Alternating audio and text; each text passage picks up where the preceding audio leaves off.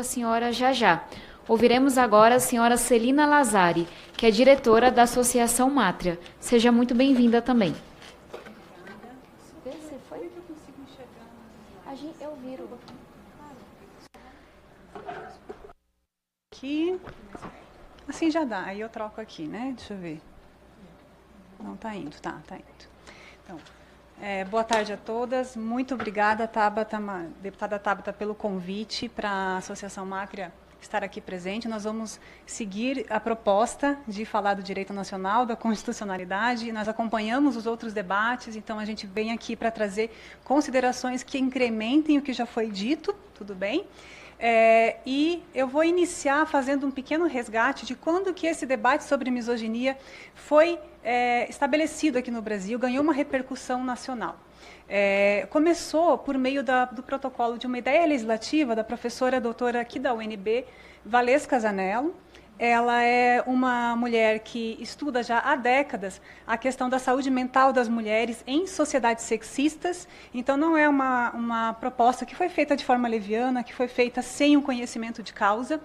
E, nesse momento, é interessante porque a ideia legislativa ela é um instrumento, e está aqui na tela para vocês verem, ela é um instrumento popular, né? Qualquer cidadão pode ir lá e protocolar uma ideia legislativa e precisa de 20 mil votos. Em 5 dias, a professora conseguiu 20 mil votos, isso em 2023, tudo bem? Porém, eu quero fazer uma ressalva muito importante. Naquele momento, diversos organismos, coletivos, instituições foram contrárias à proposta legislativa da doutora Valesca Zanello, mesmo essas mesmas organizações que hoje estão a favor. E eu destaco este motivo daqui, que é inclusive que foi debatido bastante nessa mesa atual. A questão da misoginia ser entendida como uma injúria ou ofensa em razão do sexo feminino. A polêmica está nessa questão, a Mátria atua arduamente para trabalhar sobre esse assunto, e eu quero fazer uma fala contrapondo as falas anteriores, porque nós entendemos que o marcador sexo ele é muito importante para a gente definir e pautar políticas públicas para as mulheres, ele não está obsoleto ainda, né? E a gente precisa fazer essa diferenciação do que é sexo, do que é gênero. As leis que nós temos no Brasil, elas são sexo-específicas e elas existem para assegurar às mulheres que as nossas diferenças sexuais não sejam motivos de desigualdades e de prejuízos. Então, o que isso significa? Que a gente precisa considerar as nossas necessidades e vulnerabilidades concretas que as mulheres vivem. E eu vou dar exemplos. Na justiça, em competições esportivas, levando em conta as diferenças corporais, que elas são materiais evidentes. Na proteção em ambientes vulneráveis, com presídios, nós temos caso drástico aqui na Colmeia em relação à inserção de pessoas do sexo masculino dentro dos presídios femininos. No reconhecimento das necessidades específicas femininas, gravidez, parto, maternidade, amamentação, ciclos reprodutivos, menopausa, tudo isso diz respeito ao sexo. E também, deputada, as considerações sobre as desigualdades historicamente imputadas ao nosso sexo, né, como sobrecarga com cuidado infantil, atribuição desproporcional às tarefas domésticas, que evidentemente não são inerentes ao sexo feminino, mas são atribuídas justamente por conta do nosso sexo. Todos aqui no Brasil a gente tem a cultura de furar a orelha do sexo feminino assim que nasce, né? Então isso é um marcador que já está lá desde o nascimento. Em outras palavras, as leis baseadas no sexo, elas procuram responder a essas condições materiais e sociais que são concretas na vida, no cotidiano das mulheres. É aí que deu toda a polêmica. E aí eu vou trazer para nós resgatarmos que nós não podemos deixar de lembrar que a raiz que sustenta o projeto de lei da misoginia, qualquer projeto que se refira às mulheres, está na nossa Constituição Federal e deve ser respeitada, que é sempre promover o bem-estar de todos sem preconceito de origem, raça e sexo. A gente não pode simplesmente mesclar essas palavras e tratá-las como sinônimos, porque elas têm significados complexos e muito diferentes. Então, a Constituição ela não usa identidade de gênero, autodeclaração, ela usa sexo. E aí, disso se deriva, e a gente precisa respeitar a Carta Magna, se deriva diversas outras legislações também baseadas no sexo, como eu já justifiquei, que são sexo específicas porque existe um motivo.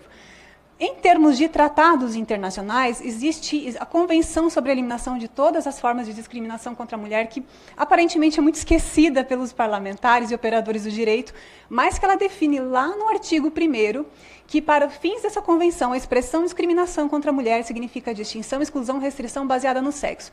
Nós temos compromisso com essa convenção.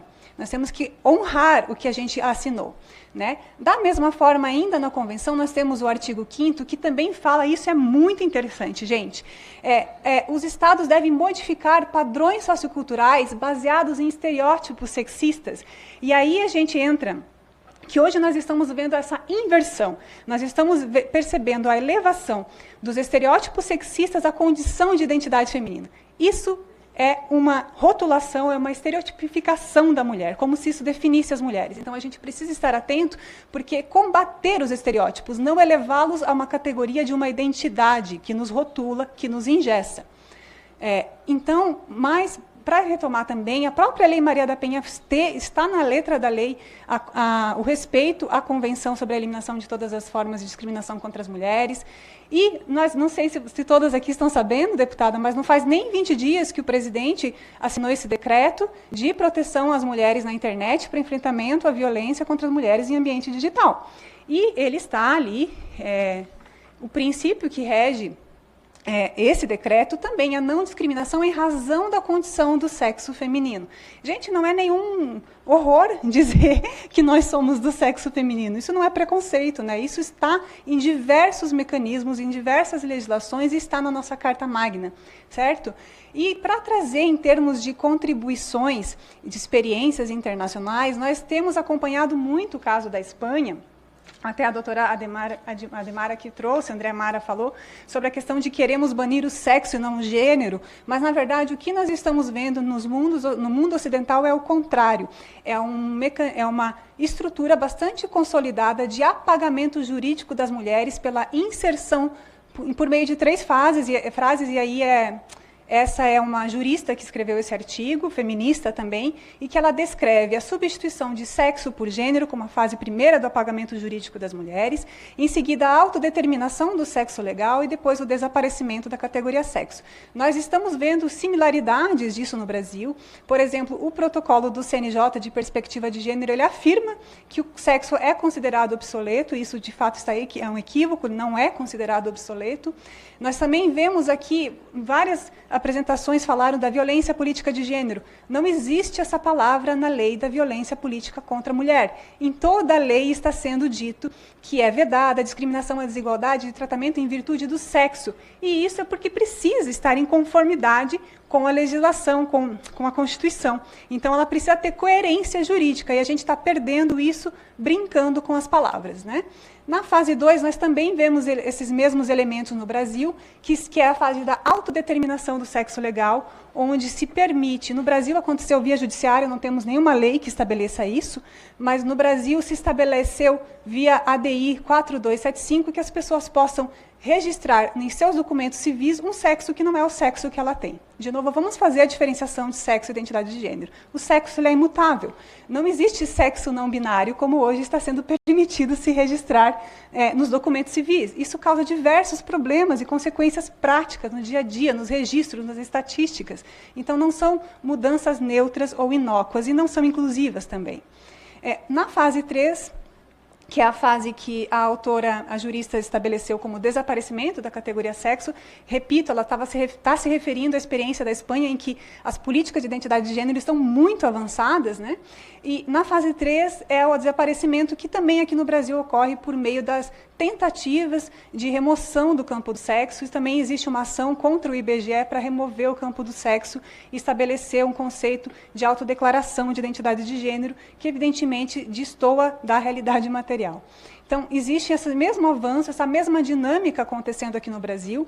Eu trago aqui os princípios de Yogyakarta, que tem sido uma carta muito citada nas decisões judiciais, no Ministério Público, e é importante que os senhores saibam que nós não temos nenhum compromisso com esse conjunto de princípios, isso não faz parte do ordenamento jurídico brasileiro, e é um conjunto de princípios extremamente confuso, contraditório, e que advoga pelo fim do registro do sexo e pela autodeterminação absoluta das pessoas. que significa, em última instância, que aquilo que eu desejo deve se tornar a realidade.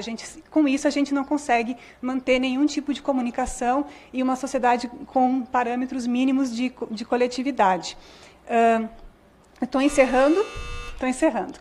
Se nós dissolvermos o sexo em uma noção incorpórea, autodeclarada, a gente não consegue nomear adequadamente, tratar diferentes fenômenos sociais e as necessidades específicas de cada grupo. Tá? Então, eu não vou poder passar aqui, mas nós fizemos um levantamento através do Disque 180 e fizemos a separação por grupos, então o grupo das mulheres e o grupo de travestis, transexuais e transgêneros, e são fenômenos distintos que precisam de políticas e atenção distintas. Então, não dá para a gente simplesmente misturar esses dois grupos, eles precisam, sim, de proteção, mas de maneira diferenciada.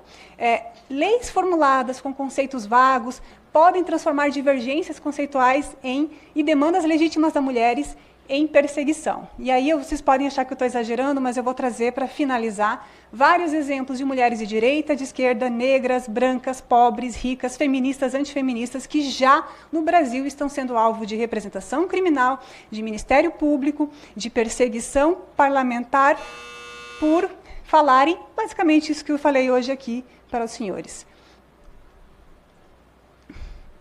Tem mais uma coisinha, ainda tenho.